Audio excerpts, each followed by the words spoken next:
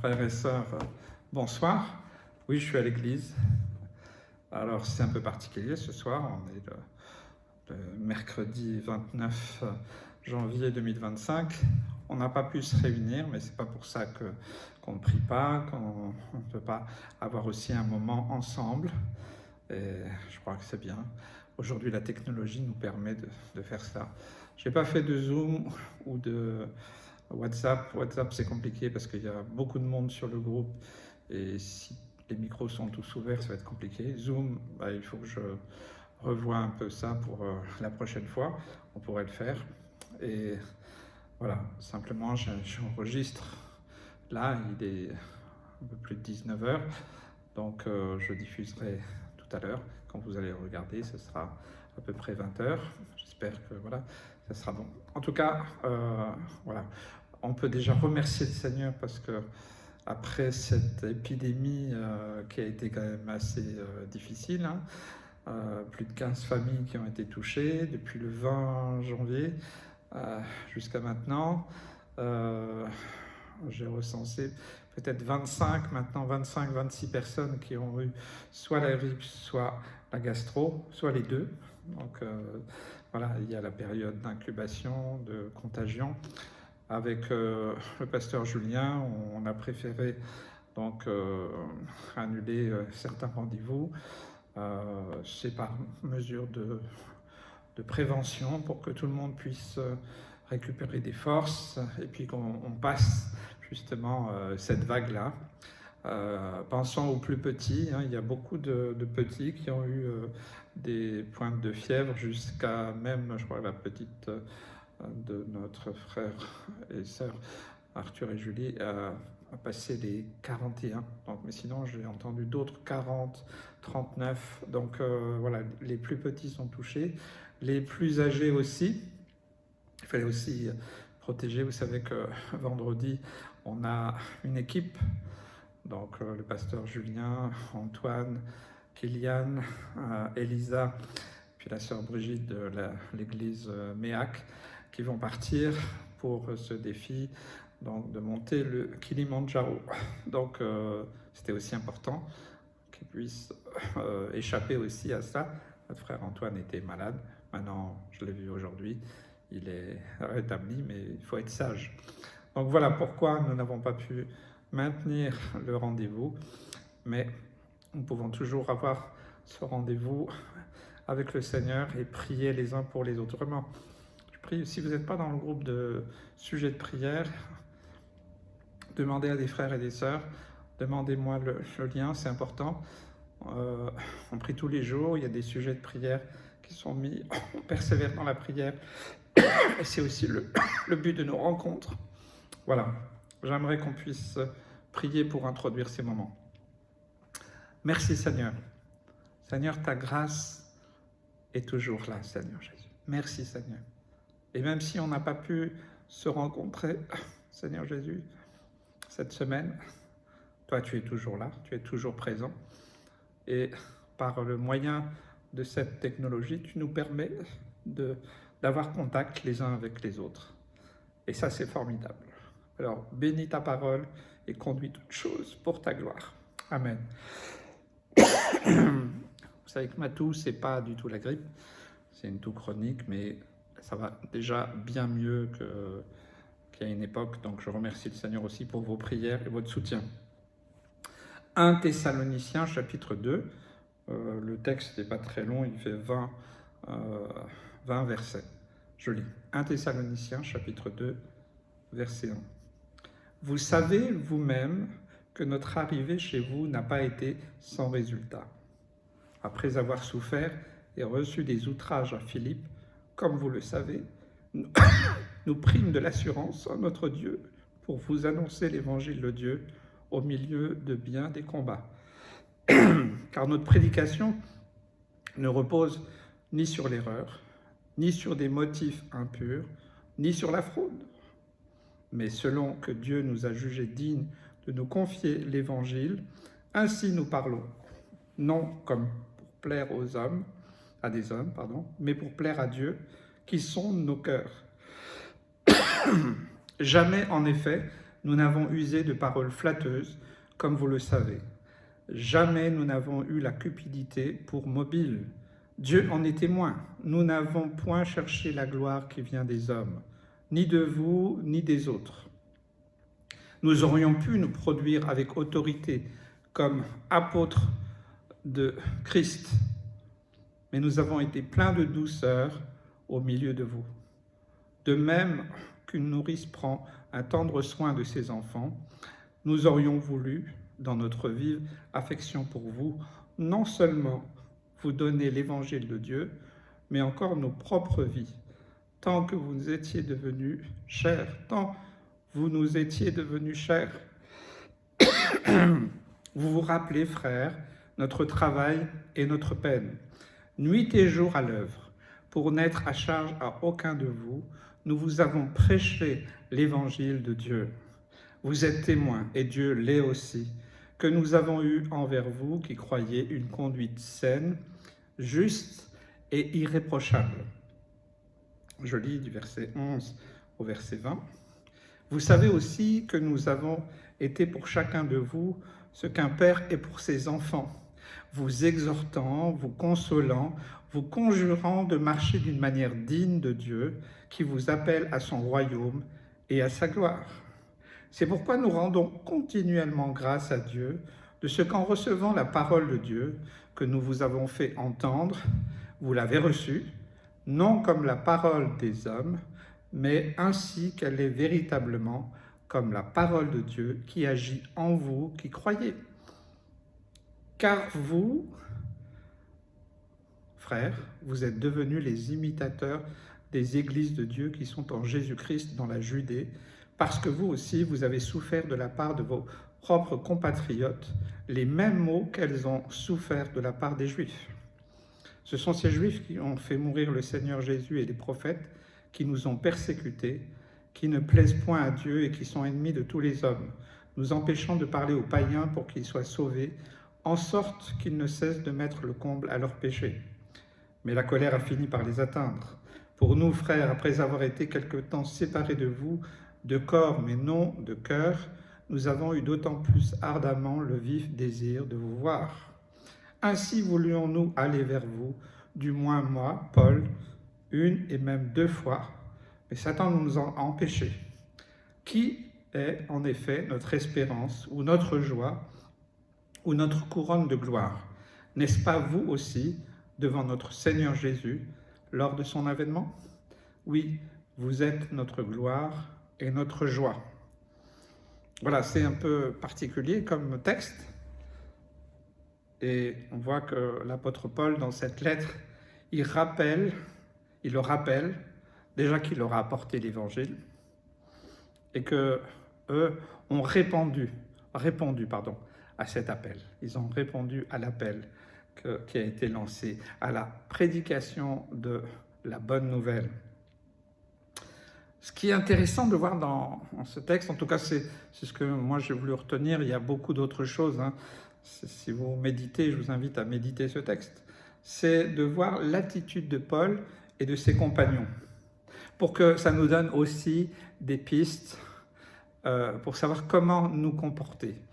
Et ça, c'est important. Hein, le verset 2, « Après avoir souffert et reçu des outrages à Philippe, comme vous le savez, nous prîmes de l'assurance en notre Dieu pour vous annoncer l'évangile de Dieu au milieu de bien des combats. » Donc, qu'est-ce qu'on peut constater déjà?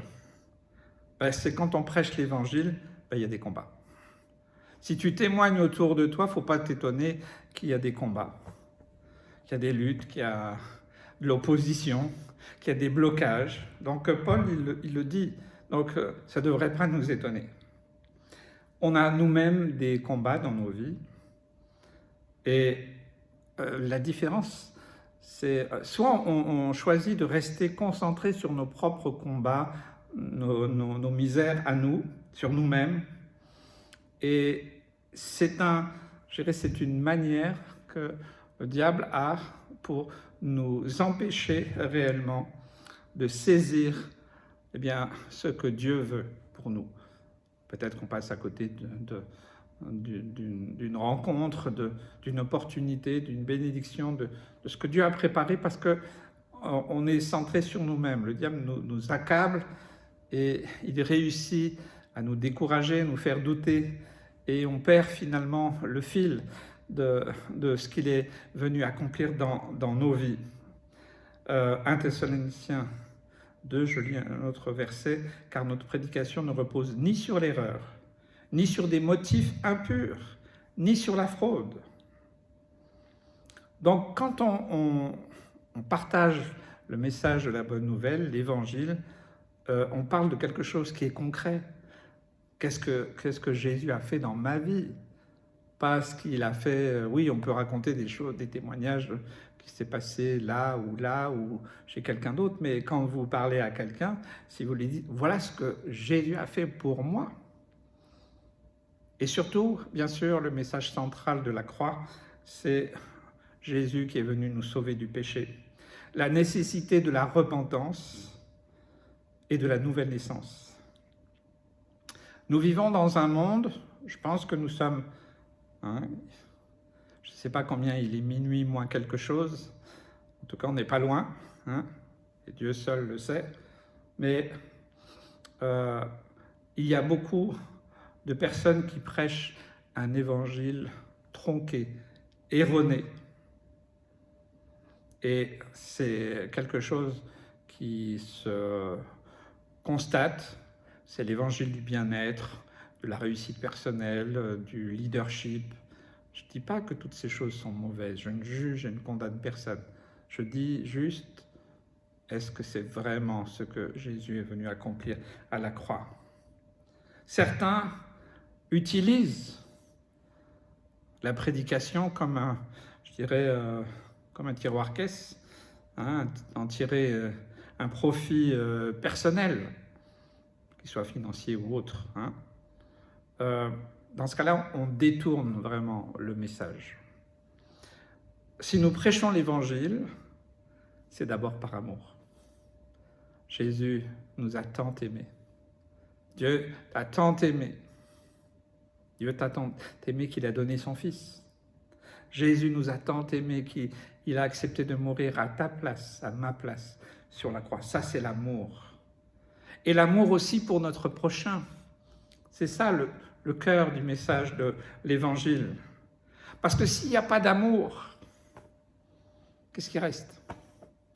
Des techniques, des projets humains, suivez le plan A, B, ça devient de la religion. Ça devient même sectaire, puisqu'il faut suivre des règles, au lieu que ce soit l'amour de Dieu qui nous anime et qui nous change, qui nous transforme au plus profond de nous-mêmes. Et je crois vraiment que c'est important. Donc s'il n'y a pas cet amour, il est temps de prier pour que Dieu ranime cette flamme, la flamme de ton premier amour, quand tu as connu Christ, quand les premiers temps, c'est formidable. Mais moi, j'aime bien penser ça depuis longtemps. Je prie aussi et je lutte aussi pour ça, pour que ça reste toujours cette flamme qui reste toujours, on va dire, bien animée. Il faut l'alimenter, cette flamme, pour qu'elle reste. Que ce ne soit pas seulement, voilà, moi, il y a 50 ans que j'ai pris cette décision, que Jésus est venu vers moi. Mais même 50 ans après, je prie et j'espère que c'est toujours le cas, que ça puisse réellement transparaître de moi, que c'est toujours cet amour et ce feu qui brûle encore dans mon cœur. Ce feu de cet amour. Jésus m'a tant aimé. Il m'a tant aimé. Je ne peux qu'aimer aussi autour de moi. 1 Thessaloniciens 2,4 « Mais selon que Dieu nous a jugés dignes de nous confier l'Évangile, ainsi nous parlons, non comme pour plaire à des hommes, mais pour plaire à Dieu, qui sonde nos cœurs. » Amen. Donc, il y avait dans Paul et ses compagnons des motifs purs. C'est ces motifs profonds de leur cœur qui les animaient quand ils prêchaient l'Évangile. C'est d'abord pour plaire à Christ, C'est pour la gloire de Dieu, c'est pour son royaume, c'est pas pour nous. Vous savez, Jésus connaît très bien nos cœurs. Il connaît tout en détail. C'est ridicule de croire qu'il ne sait rien. Il connaît nos motivations profondes. Qu'est-ce qui nous anime? Et si ce que nous faisons est juste un moyen, comme le texte nous dit, et Paul le rappelle, on n'a pas prêché l'évangile pour plaire aux hommes. Et ça, c'est vraiment important. Lorsque Paul dit qu'il est jugé digne de prêcher l'évangile, il n'est pas en train de dire « Oh, ben moi je le mérite, je suis quand même l'apôtre Paul ». Non, pas du tout. Non, le centre de sa préoccupation, je dirais l'essence même de ce qu'il veut dire, c'est que l'évangile, la bonne nouvelle, la croix, c'est précieux. Et que si nous avons vécu cela nous-mêmes, si nous avons bénéficié de son amour, de sa grâce, alors nous savons que sa grâce est excellente, qu'elle est puissante, puisqu'elle a agi en nous, elle agit toujours en nous, et nous savons qu'elle peut agir aussi en toi, en chacun de nous. 1 Thessaloniciens 2,5. Jamais, en effet, nous n'avons usé de paroles flatteuses, comme vous le savez, jamais nous n'avons eu la cupidité pour mobile. Dieu en est témoin. 1 Thessaloniciens 2,5, je rappelle. Vous savez, des fois quand on témoigne, quand on partage le message de la bonne nouvelle, des fois on n'est pas assez direct, on tourne. Bon, il faut se faire tout à tous, il faut avoir de la sagesse, il ne faut pas dire n'importe quoi, il ne faut pas griller aussi des fois toutes nos cartouches, voilà, en parlant trop, en parlant pas assez, mais en tout cas, que le Seigneur nous aide, que quand on ouvre la bouche, ça ne soit pas pour dire des choses qui nous passent par la tête, mais vraiment que ce soit des paroles pleines d'amour, de grâce, de compassion, de miséricorde, en racontant ce que Dieu a fait pour nous, mais aussi en disant ce que la Bible dit et non ce que nous disons. Parce qu'on pourrait ainsi atténuer, réduire la puissance de la parole de Dieu, atténuer la vérité, la tronquer. Par exemple, en utilisant des paroles qui vont dans le sens de celui qui nous écoute. Il n'est pas question de blesser, il n'est pas question d'accuser, il n'est pas question de juger ou de condamner. Mais des fois, j'ai pu l'expérimenter, et certainement vous aussi, des fois le silence, comme on dit, il y a un dicton qui dit le silence est d'or. Hein. Des fois, il vaut mieux se taire. Je prie, Seigneur, si j'ouvre la bouche, qu'est-ce que je vais dire? Des fois, nous essayons nous-mêmes de défendre la parole de Dieu. Elle n'a pas besoin de nous pour se défendre. Nous devons simplement demander à l'Esprit de Dieu de mettre sur notre bouche les paroles nécessaires, utiles, et pas en dire plus, pas en dire moins non plus. Et que, moi j'aime bien, c'est quand on me pose des questions. Ça, c'est vraiment... Parce que c'est les personnes qui nous tendent finalement le micro. Alors, qu'est-ce que vous dites de ça? Voilà, donnez ce que dit la parole de Dieu, après sans la détourner, mais quand même, voilà, par exemple, quand il s'agit de cas précis, il faut faire attention, il ne faut pas dire « c'est comme ça ». Vous savez, chaque cas est différent.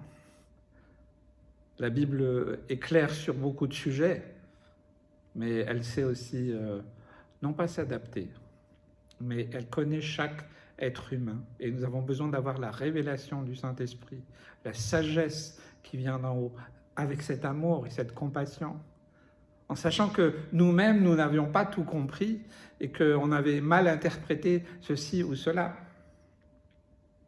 Malheureusement, certaines églises essayent de flatter les gens parce qu'ils cherchent simplement à ce que le nombre de chaises soit tout occupé au lieu de rester dans la véracité de l'Évangile. J'ai lu une Petit dicton chrétien, j'aime bien ces petites choses. Il dit ne cherchez pas l'église la plus proche de vous, mais cherchez l'église la plus proche de la parole de Dieu. Et je crois que c'est tellement révélateur. C'est pas important qu'il y ait une belle chorale, où il y a des bons musiciens, ou c'est une grande salle, ou ceci, cela. Tout ça, c'est l'apparence, tout ça, c'est l'extérieur. Merci Seigneur pour ceux qui ont cette bénédiction. Voilà, nous, on n'a pas à se plaindre. Voilà, on a un toit sur la tête. Voilà, c'est pas ça que nous recherchons. C'est pas du tout ça. Nous recherchons la parole de Dieu, l'Esprit de Dieu, à faire des disciples, à ce que chacun puisse avancer avec le Seigneur. La manière utilisée pour annoncer le message de la bonne nouvelle de l'Évangile de Christ est importante, je le rappelle, avec plein de douceur, plein d'amour pour notre prochain. Mais on ne cache pas non plus la vérité profonde de l'Évangile, qui est d'abord de nous sauver de cette génération pécheresse et de nous préparer à son retour prochain. Il revient. Il revient bientôt. J'aimerais que nous ayons toujours ça dans notre cœur. Non pas pour nous faire peur, il va revenir. Et non, il revient. Donc notre délivrance approche. Et nous avons besoin de rester dans cette dimension. Pour conclure ces quelques points, nous devons tous travailler sur ce qui nous anime au plus profond. On est encore au début de l'année 2025. C'est important aussi de faire le bilan. Est-ce que je suis vraiment animé de l'amour de Dieu ou celle des hommes, ou de plaire aux hommes, ou de... Voilà, des fois, certains n'osent pas faire l'évangélisation parce qu'ils disent « Ah ben non, je ne veux pas rencontrer ceci, cela, perdre sa réputation. » De toute façon, vous ne faites pas d'illusion. À partir du moment où vous situez comme chrétien, la Bible dit que vous serez persécuté. Hein. On ne le cherche pas, on ne provoque pas, on n'est pas dans la négation de toutes sortes de choses, non, mais ça fait partie du lot. Donc que vous témoigniez auprès comme au loin, que vous alliez dans la rue ou pas, vous êtes des témoins de Jésus-Christ déjà dans votre propre famille, peut-être vos enfants, vos petits-enfants, votre conjoint, votre conjointe, le reste de la famille. C'est déjà la première terre d'évangélisation pour annoncer l'évangile. Prions pour retrouver le premier amour, cette flamme, celui qui nous a impactés quand Jésus-Christ s'est révélé à nous tout au début. Rappelle-toi, rappelez-vous comment c'était. Un certain pasteur, j'ai l'impression que Dieu répond à toutes mes prières. On est comme dans une espèce d'exaltation. Au début, c'est tout feu, tout flamme. Mais il faut rester comme ça. Si vous en êtes éloigné d'une manière ou d'une autre, à cause des temps, des circonstances, des événements, des épreuves, de la maladie ou autre, voilà, avec amour, je vous le dis, recherchez le premier amour. Est-ce que cet amour brûle tout au fond de moi? Est-ce qu'il brûle tout au fond de toi? Ce n'est pas un jugement, mais c'est une invitation, mon frère, ma sœur, à ce que tu retrouves le feu du premier amour. Ces questions sont essentielles si nous voulons marcher dans ce monde, si nous voulons marcher dans l'amour. Amen. Que Dieu soit béni. Alléluia, Jésus. Merci, Seigneur. Je bénis mes frères et sœurs. Seigneur, si quelqu'un, Seigneur, est touché, visité maintenant par ton esprit, Seigneur, ranime en chacun de nous le feu du premier amour. Que ce feu brûle à nouveau, Seigneur Jésus. Et qu'il continue de brûler, Seigneur Jésus. Prie pour des baptêmes de feu, Seigneur Jésus. Seigneur, cette vie profonde, puissante, animée par ton esprit et soutenue par ta parole. Seigneur, je prie de continuer à le vivre, mais que chacun puisse le vivre. Seigneur, j'ai faim et soif de toi, de mieux te connaître, de grandir. Je ne suis pas satisfait de moi, ni de ce monde, ni de ce qu'il veut m'offrir. Mais Seigneur, j'ai faim et soif de toi, de ton amour. D'avoir, Seigneur Jésus, vraiment ce feu pour partager le message de la bonne nouvelle. Merci Seigneur, je bénis mes frères et sœurs, je bénis tous ceux qui vont regarder cette vidéo, Seigneur Jésus. Au nom de Jésus. Amen. Amen. Que Dieu vous bénisse. Alors, je vous invite à prier. Il y a beaucoup de sujets pour les couples, nous pouvons prier pour les familles, pour les enfants. Prions pour les ados, les jeunes. Nous prions pour les personnes qui sont seules. Nous prions pour les personnes âgées. Nous prions pour les personnes malades, ceux qui sont encore avec la grippe ou la gastro. Prions pour que tout le monde soit rétabli. Nous prions pour ceux qui sont dans des addictions, qu'ils soient délivrés. Nous prions aussi pour la protection et le salut d'Israël. Nous prions pour les missionnaires. Nous prions pour les enfants au Congo, le Christop. Nous prions pour les chrétiens persécutés, nous ne les oublions pas. Nous prions pour notre petite assemblée. Nous prions pour les finances aussi de nos associations. Nous prions pour les futurs baptisés, qu'il y en ait encore d'autres. Nous prions pour ce qui se passe avec les enfants, les monos, les clubs. Prions pour les pasteurs et leurs familles. Nous prions pour le salut des membres de nos familles.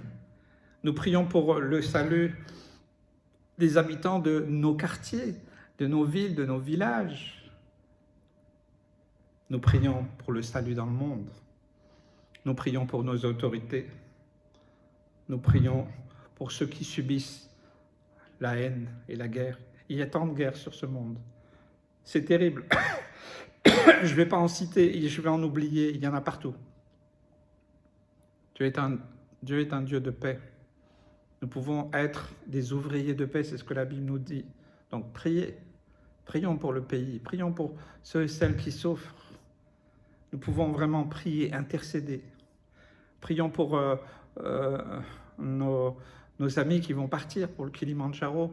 Ce n'est pas pour aller se promener qu'ils le font, c'est dans un but bien précis, pour que ensuite l'argent qui a été récolté, qui est encore récolté, serve pour la gloire de Dieu, pour le Congo, pour Kinshasa, pour les points des soins, pour que ces travaux puissent permettre d'accueillir encore beaucoup d'autres enfants, jusqu'à 350, et après dans les quartiers, ça va se décliner. Voilà, c'est un bon projet. Prions vraiment pour chacun de nous, prions les uns pour les autres, je le dis dans le groupe de prière, prions chaque jour. Ça serait bien que chacun prie. Faites une liste. Ce n'est pas pour faire une liste de ceux qui vont à l'église, mais priez. Faites une liste et priez chaque jour. Bénissez si vous ne savez pas quoi dire. Seigneur, je les bénis. Seigneur, merci de les garder. Merci de les fortifier. Merci. Priez avant chaque rencontre. Priez pour la réunion de prière. Priez pour le culte. Priez pour les agapes. Priez pour les réunions de jeûne, les réunions de maison, le jeûne et prière. Tout ce que nous pouvons faire bien simplement, bien humblement. Voilà, prions les uns pour les autres. Prions. Apprenons aussi à partager les sujets de prière. Et ça, c'est vraiment important. Que Dieu vous bénisse, vous garde, je veux vraiment vous bénir. Et que le Seigneur conduise toutes choses. Et Dieu voulant, nous retrouvons dimanche, en respectant les gestes barrières, bien entendu, parce que c'est important.